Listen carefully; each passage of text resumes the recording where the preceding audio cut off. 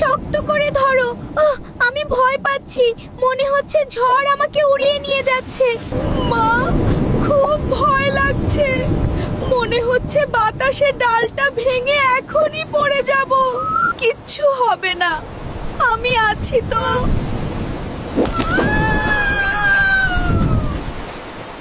ঝড় থেমে গেছে, কিন্তু আমার সবটুকু কেড়ে নিয়ে গেছে।